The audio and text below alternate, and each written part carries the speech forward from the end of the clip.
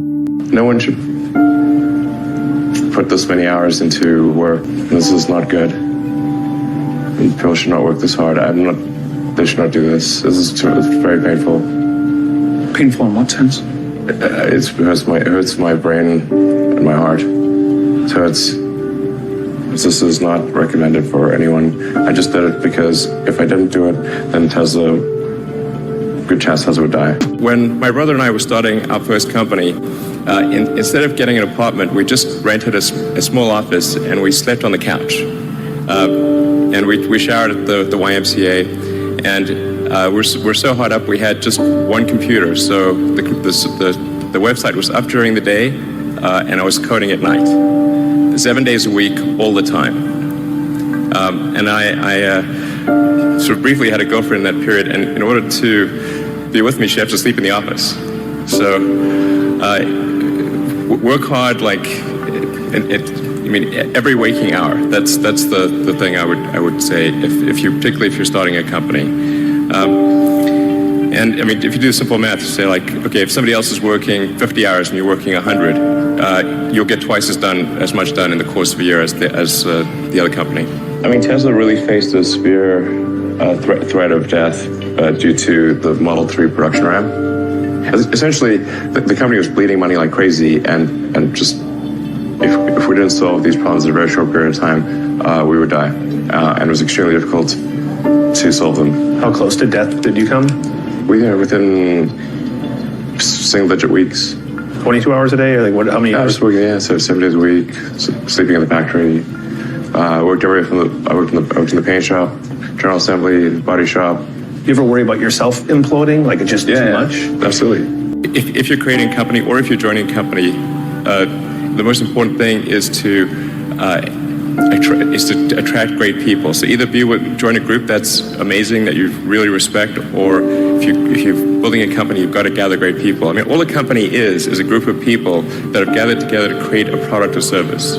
And so depending upon how talented and hardworking that group is, and the degree to which they are focused cohesively in a good direction, that will determine the success of the company. So do everything you can to gather great people if you're creating a company. It's good to think in terms of the physics approach of first principles, which is, rather than reasoning by analogy, you boil things down to the most fundamental truths you can imagine, and you reason up from there. And this is a good way to figure out if something really makes sense, or if it's just what everybody else is doing.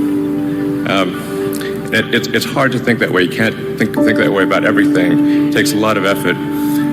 But if you're trying to do something new, it's the best way to think.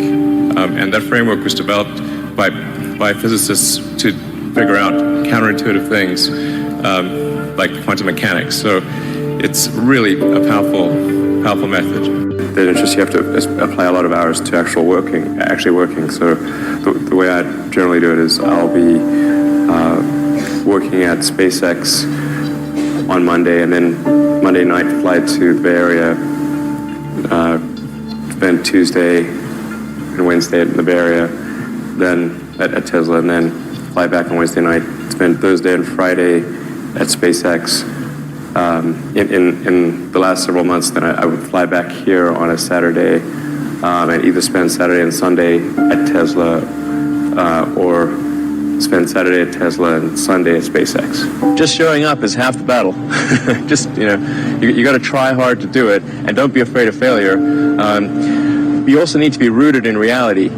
So you shouldn't, it's easy to get high in your own supply. You've got to not be afraid to innovate, but also don't delude yourself into thinking something's working when it's not. Or you're going to get fixated on a bad solution. Yeah, don't be afraid of new arenas. You can get a book, you can learn something, and experiment with your hands, and just make it happen. Find a way or make a way to get something done.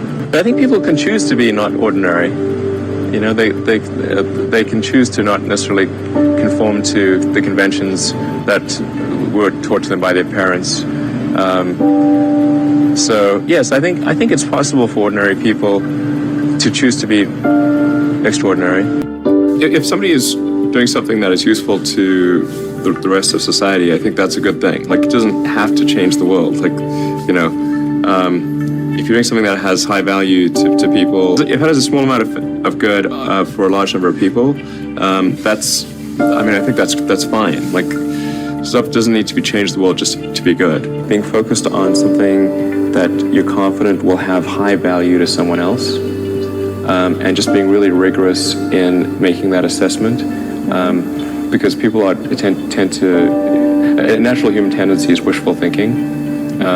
So a challenge for entrepreneurs is to say, well, what's the difference between really believing in your ideals and sticking to them versus pursuing some unrealistic dream that doesn't actually have merit? And that is a really difficult thing to tell. Can you tell the difference between those two things? Right. You know? So you need to be sort of very rigorous in your self-analysis. I think certainly extremely tenacious, and then just work like hell. I mean, you just have to put in, 80 to 100 hour weeks every week. But all those things improve the odds of success. Okay.